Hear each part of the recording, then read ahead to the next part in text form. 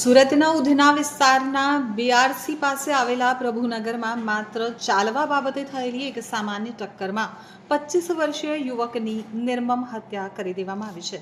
ઉધના પોલીસે આ મામલે ત્વરિત કાર્યવાહી કરી ગણતરીના કલાકોમાં જ આરોપી શિવચરણની ધરપકડ કરી જેલના સળિયા પાછળ ધકેલી દીધો છે.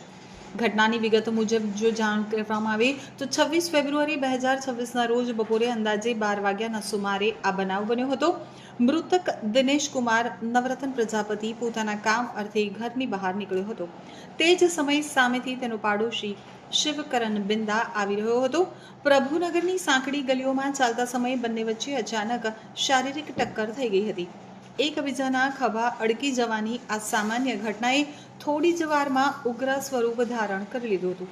તો ટક્કર થતાની સાથે જ બંને વચ્ચે જોઈને કેમ નથી ચાલતો તે બાબતે બોલાચાલી થઈ હતી. આ બોલાચાલી જોતજોતામાં ઝઘડામાં ફેરવાઈ ગઈ હતી. પ્રત્યક્ષદર્શીઓના જણાવ્યા અનુસાર શરૂઆતમાં બંને એકબીજાને ગાળો આપી રહ્યા હતા. આ દરમિયાન મૃતક દિનેશ પ્રજાપતિએ ઉશ્કેરાઈને આરોપી શિવચરણને 2-4 લાફા મારી દીધા હતા અને જાહેરમાં તેને માર માર્યો હતો. આ ઘટનાએ આરોપીના અહંકારને ઠેસ પહોંચાડી હતી અને તેણે મનોમન બદલો લેવાનું નક્કી કરી લીધું હતું. તો જાહેરમાં મળેલો માર શિવચરણ સહન કરી ન શક્યો અને ત્યાંથી જતો રહ્યો, પરંતુ તેના મનમાં બદલો લેવાની આગ સળગી રહી. તેણે પોતાના ખિસ્સામાં એક ધારદાર તીક્ષ્ણ હથિયાર છુપાવ્યું હતું. દિનેશ ક્યાં જાય છે તેની વોચ રાખવાનું શરૂ કર્યું.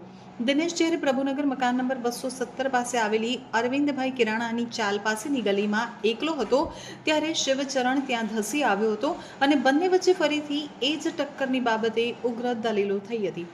સામાન્ય બોલાચાલી દરમિયાન અચાનક શિવચરણે પોતાના ખિસ્સામાંથી તીક્ષ્ણ હથિયાર નીકાળ્યું હતું.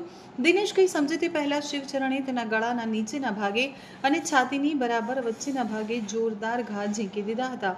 હથિયાર એટલું ધારદાર હતું કે દિનેશના શરીરના મહત્વના અંગોને નુકસાન પહોંચ્યું અને તે લોહીલુહાણ હાલતમાં જમીન ઉપર ઢળી પડ્યો હતો. લોહીનું ખાબોચિયું ભરાઈ ગયું હતું અને આસપાસના લોકોમાં નાસભાગ મચી ગઈ હતી. હત્યા કર્યા બાદ આરોપી શિવચરણ પણ ઘટના સ્થળેથી નાસી છૂટ્યો હતો.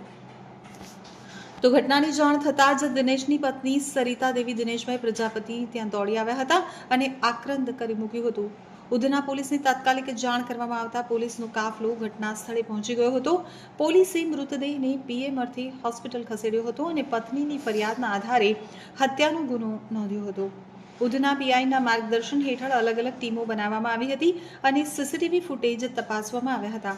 ટેકનિકલ સર્વેલન્સ અને બાતમીદારોની મદદથી પોલીસે ગણતરીના કલાકોમાં જ આરોપી શિવકરણ બિંદાને તેના સંતાવાના સ્થળેથી દબોચી લીધો હતો.